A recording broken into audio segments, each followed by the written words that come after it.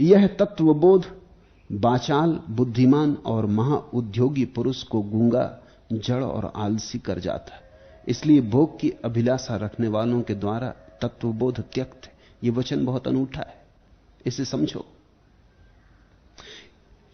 अष्टावक्र कहते हैं कि यह तत्वबोध, यह संसार के रस से मुक्त हो जाना, यह मोक्ष का स्वाद मिल जाना, यह स्वच्छंदता, यह विज्ञान वाचाल को मौन कर देता, बुद्धिमान को ऐसा बना देता जैसा कि लोग समझें कि जड़ हो गया, महाउद्योगी को ऐसा कर जाता जैसे आलसी हो गया। इसीलिए भोग की लालसा रखने वालों के द्वारा ऐसे तत्वबोध से बचने के उपाय किए जाते। वो हजार उपाय करते, वो हजार कोस दूर भागते रहते। वो बुद्धों के पास नहीं फड़कते, वो बुद्धों की छाया नहीं अपने ऊपर पड़ने देना चाहते, क्योंकि खतरा है। इसे समझो, ये सूत्र कठिन है। तुम्हारी जो बुद्धिमानी है वो सांसारिक है, वस्तुतः बुद्धिमानी नहीं है। क्योंकि जिस बुद्धि से मोक्ष ना मिले, जिस बुद्धि से स्वतंत्रता ना फलित हो, और जिस बुद्धि से सच्चिदानंद का अनुभव ना हो, उसे क्या खाक बुद्धि कहना? फिर मूढ़ता किसको कहोगे? जिसे तुम बुद्धिमानी कहते हो, जिसे तुम चालाकी कहते हो, आखिरी अर्थों में वही मूढ़ता है। इसलिए जो आखिरी अर्थों में बुद्धिमानी है, तुम्हें मूढ़ता जैसी मालूम होगी। देखते हो, मूढ़ को हम बुद्धू कहते हैं, वो शब्द बुद्ध से बना। बुद्ध को लोगों ने बुद्धू कहा कि गए काम से, किसी मतलब के ना रहे। घर था, महल था, पत्नी बच्चे थे, सब था, और ये बुद्धू देखो भाग खड़ा हुआ। लाओत्सु ने कहा है कि और सब तो बड़े बुद्धिमान हैं, मेरी हालत बड़ी गड़बड़, मैं बिल्कुल बुद्धू। लाओत्सु ने कहा है और सब तो कितने सक्रिय हैं, भागे जा रहे, दौड़े जा रहे त्वरा से, एक मैं आलसी हूं। समझो ऐसा, एक पागलखाने में तुम बंद हो और तुम पागल नहीं, तो सारे पागल तुम्हें पागल समझेंगे, समझेंगे ही कि तुम्हारा दिमाग खराब। उन सबके दिमाग तो एक जैसे हैं, तुम्हारा उनसे मेल नहीं खाता। पागल दौड़ेंगे, चीखेंगे, चिल्लाएंगे, ना तुम चीखते, ना चिल्लाते, ना दौड़ते, न मारपीट करते।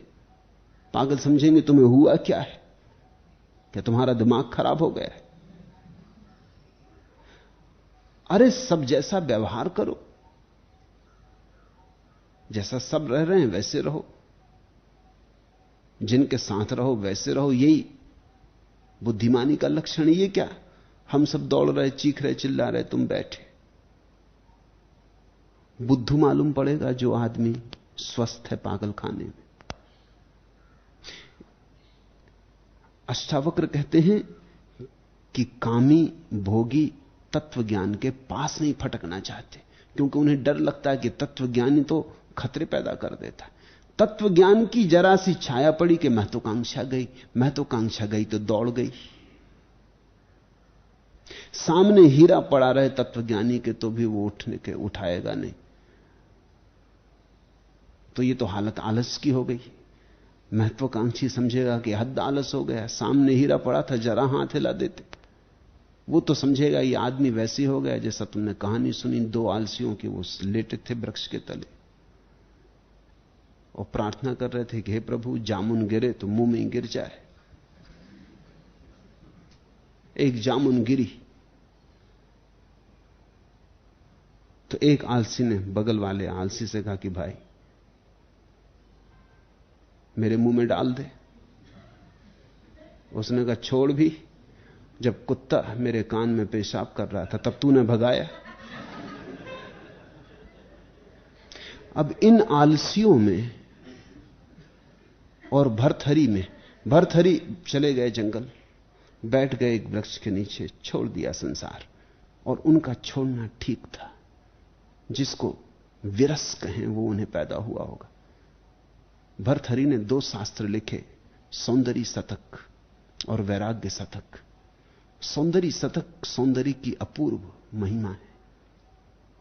शरीर भोग का ऐसा रसपूर्ण वर्णन न कभी कभी हुआ था, न फिर कभी हुआ। खूब भोगा शरीर को और एक दिन सब छोड़ दिया। उसी भोग के परिणाम में योग फला। फिर दूसरा शास्त्र लिखा, वैराग्य शतक। वैराग्य की भी फिर महिमा ऐसी किसी ने कभी नहीं लिखी और फिर दोबारा लिखी भी नहीं गई। और एक ही आदमी ने दोनों शतक लिखे, सौंदर्य का और वैराग्य का। एक ही आदमी लिख सकता है। जिसने सौंदर्य नहीं जाना, रस नहीं जाना शरीर में उतरने का, गया नहीं कभी शरीर के खाए खंदकों में, वो कैसे वैराग्य को जानेगा? जो गया गहरे में, उसने पाया वहां कुछ भी नहीं, थोथा है। सब दूर के ढोल सुहावने थे, पास जाके सब व्यर्थ हो गए। मृग जाल सिद्ध हुआ, मृग मरीचिका सिद्ध हुई। तो बैठे हैं भर्तहरि एक वृक्ष के नीचे। अचानक आंख खुली, सूरज निकला है वृक्षों के बीच से, उसकी पड़ती किरणें सामने एक हीरा जगमगा रहा, राह पर पड़ा। बैठे रहे। बहुमूल्य हीरा है। पारखी थे, सम्राट थे, हीरों को जानते थे। बहुत हीरे देखे थे, लेकिन ऐसा हीरा कभी नहीं देखा था। भर्तहरि के खजाने में भी नहीं था।